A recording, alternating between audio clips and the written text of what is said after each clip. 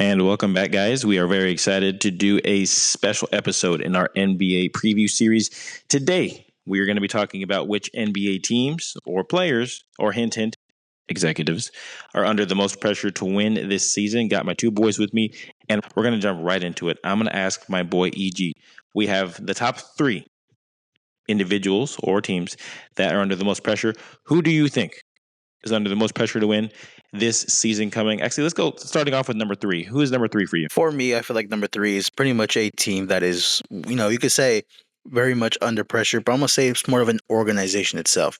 I'm going with the 76ers with Embiid and Paul George. The reason I'm saying that is because very much last season, you saw the consequences of not having your star center and the player that you just paid, $200-something million over the offseason. It's pretty much obvious that you could tell that when you were losing your star center, your MVP center, fraud watch, just saying fraud watch, your MVP center and top three, worst probably MVP vote possible, and Paul George, you're really showing that you've lost continuity and you've lost your sort of identity. Now you're running an offense through an unproven, even though an all-star, but unproven Tyrese Maxey. And then you're actually going to the idea of running your offense through a rookie VJ Edgecombe. And the idea of running now your offense through even though it's a second year, but he only played for like 20 games, Jared McCain. So in my opinion, the idea that the 76ers are just now coming back with an offense with now a center, which we don't even know if Embiid's coming back. That's the worst part. They say he's injured again. So having Embiid and Paul George, I feel like the 76ers as a whole, losing two pieces, they're under the most pressure. So I'm going to disagree with you actually for kind of the reasons you pointed out. I feel like the 76ers have tarnished any bit of expectation they've had over the last few years. So I expect nothing from them. They have not earned the right to have pressure, in my opinion. I expect them to be an embarrassment. They might make the playoffs and get bounced early. But until this team proves me wrong, I expect nothing from the 76ers. So to me, they have no pressure this season.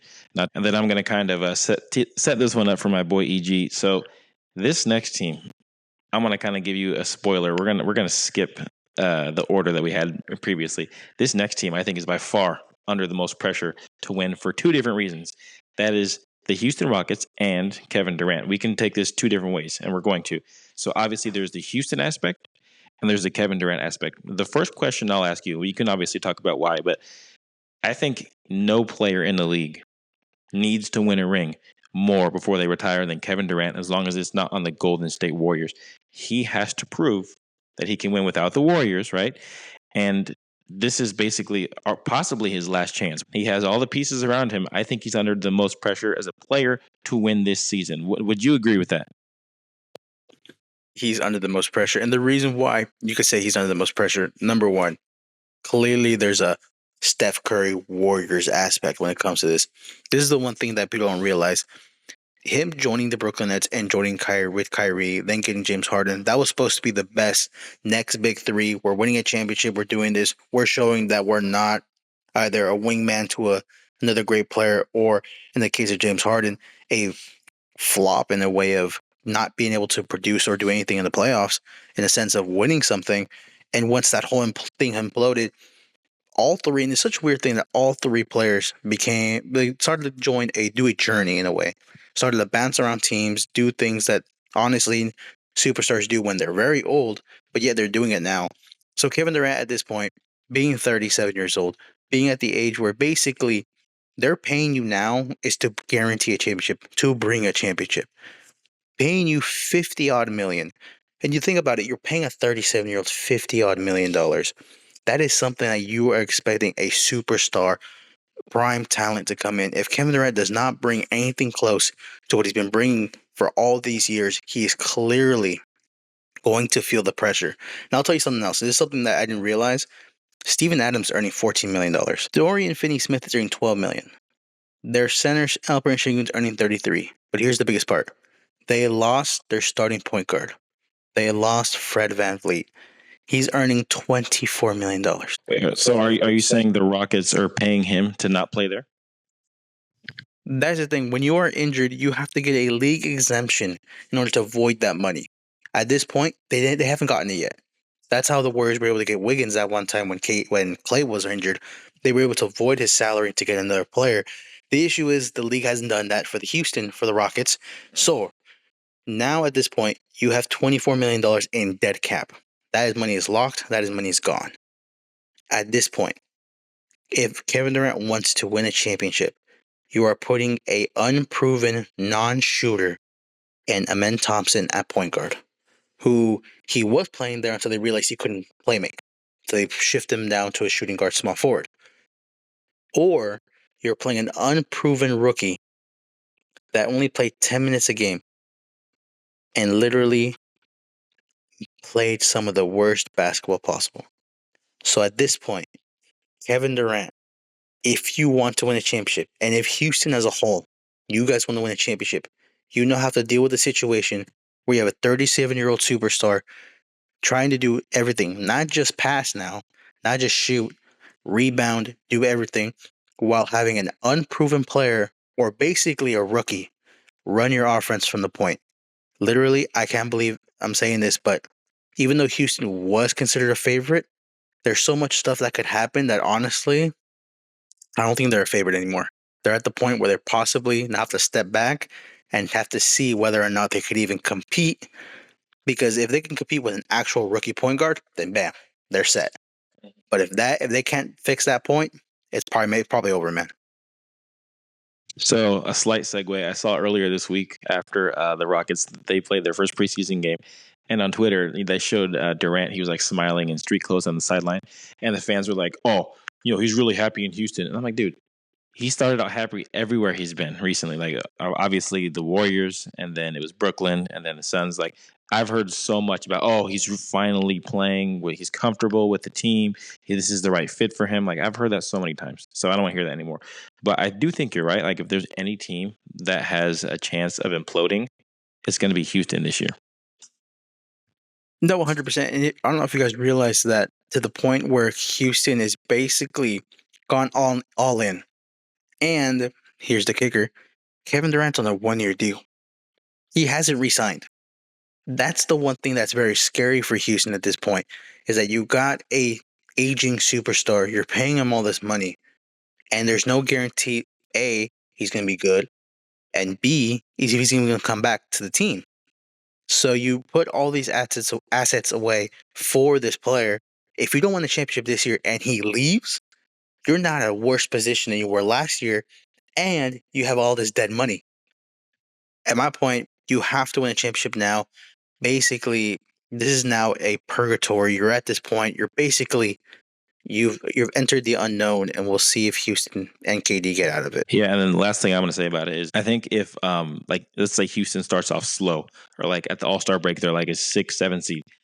I think it's going to get weird pretty quick. Like if they don't start off hot, they're going to be. I think there's going to be a lot of people that are chirping, not only around the league but in the locker room. And there's so much pressure on this team that I think if it doesn't start off hot, there's going to be some problems where they can't come back from it. In my opinion, I want you to go back and I want you to think about the movie Draft Day and Kevin Costner's character. He made a decision that everyone around him and the Browns front office thought was stupid. Now imagine being him, where all of your peers, the people that you see day in, day out, think you're stupid, and you're betting on this one player to work out to basically not only save your job, but save your reputation in that league. That is Nico Harrison. He made a trade last year that we all know, we've heard about it. He made a trade last year that no one ever would have thought was possible. No one who had the best interest of the Dallas Mavericks would have thought that was the right move to make, but he still made it. And he's somehow still the GM of the Dallas Mavericks. So this season, it has to work. Not only Cooper Flagg, but obviously Anthony Davis. And I think if Dallas has a good season, but Anthony Davis misses tons of time, and Luka tears it up in LA, naturally, there's going to be a lot of chirping towards Nico Harrison. So it has to work for him this year. We already know he's got a thin leash in Dallas, or a short leash in Dallas. So it has to work out for him. He stuck his neck out. He didn't have to. We think we know why. But he stuck his neck out, and it has to work out for him this season. Would you say Nico was under the most pressure this year? 100% he's under the most pressure. And this is the thing that people don't realize. You traded the winning horse for a possible winning horse. And that's the thing we're talking about when this whole situation happened. I remember like going on Shams' Twitter and then looking and saying, Luka got traded. I'm like, what? Luka got traded? To your point, we're in a group chat together, and one of our friends who likes to joke around a lot sent it. And I was like, "This dude, it's fake. This has got to be fake." And even after I opened it, Shams tweet like, "Oh, he sent something fake, some impersonation account." No, it was not.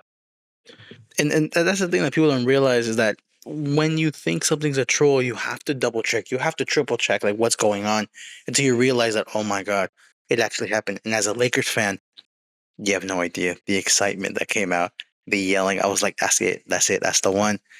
We fleeced the man, we fleeced the guy. And the thing is though, not just Lakers fans fleeced him.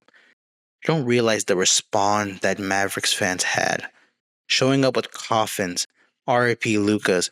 The idea that they had a promotional video and they had to literally erase all images of Luca. They had to literally use AI to print him out, to basically put images in front of him, what used to be him. Banning people with Luca jerseys. Stuff like that was going on. So you have to bet on this horse. In my opinion, I'm giving them 2 years. The reason why I'm giving them 2 years is because technically this is kind of a write-off. And the reason I say it's a write-off because Kyrie's hurt.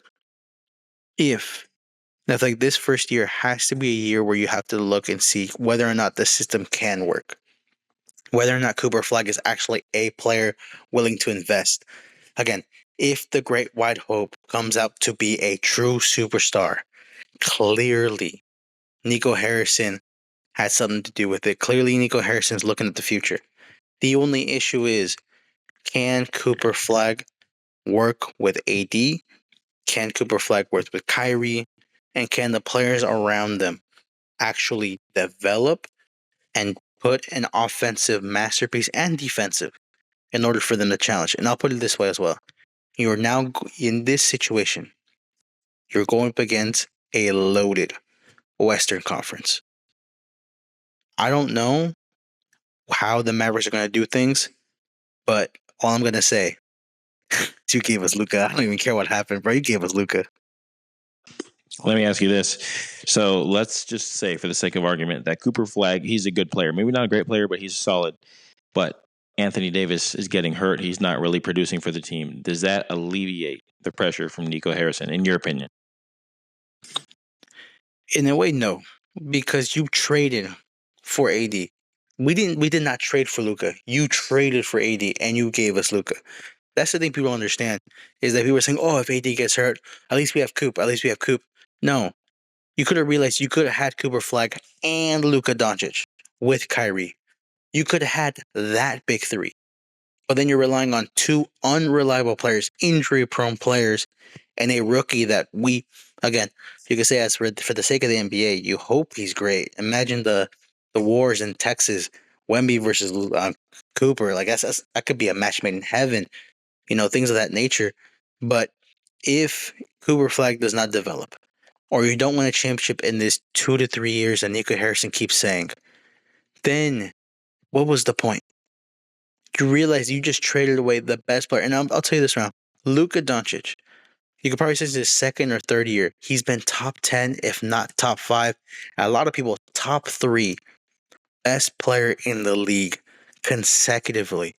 It has been, and I'll say this right now, a travesty he has not won at least an MVP.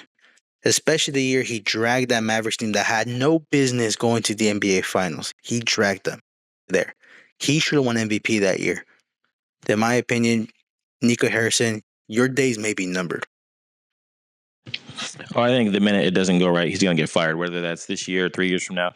But to your point, like, even if AD works out and Luka, like, he's how many years younger? So, like, even if they're both playing great, like, you traded, a young superstar for an aging center. Even if they both play great, like, you've cut your years, I think your window of winning a title by a lot. Obviously, Cooper Flag might change that, but you know what I'm trying to say. No, 100%. And the thing that people don't realize is that, like, if the Mavericks office were like uncertain of even paying Luka what he wanted, so if you don't want to pay Luka, guess what? There's a trade option. You have no idea how many other organizations would want a Luka Doncic. You have no idea how many other organizations would give an arm and a leg plus their firstborn child for a Luka Doncic. I bet you right now the Wizards would give all their assets just to have Luka there. He'd probably be the best player in their history, not gonna lie. So you're telling me that you had the golden goose, and yet you traded him away because you thought he wouldn't give more eggs, and you traded him for literally magic beans. But I'll tell you this much: if the beanstalk doesn't grow again, what are you left with? You're left with nothing. So at this point, Nico Harrison and the Dallas Maverick organization, you're relying on a second miracle, even though you didn't want to capitalize on the first one. Because right now, and not even the first one, you capitalized on the first one. You got Dirk. You got handed a second lifeline, a second miracle. You're now going for your third. Hey, all I'm saying is that if Cooper Flag becomes something, but AD and Kyrie are too injury prone and old to do anything, what are you relying on now? What, a Derek Lively, who needs a point guard to feed him lobs? What, PJ Washington, the one who got kicked out of Charlotte? Then what else is left? You do realize that if this doesn't work, you're left with nothing. That's what I think, man. You're in a bad situation and people don't realize it. I agree with you guys. And Dallas, they need to make this work. I'll give them a year and a half. And we're going to wrap it up. And if you listen to that, we really appreciate you. And we would ask that you give us a follow. We will be back with much more NBA content very soon. The season is just around the corner. And stay tuned for both NBA, NFL, of course, WWE, soccer content. We got you guys covered between Section 408 podcast and the EJ Sports podcast. We will see you guys very soon.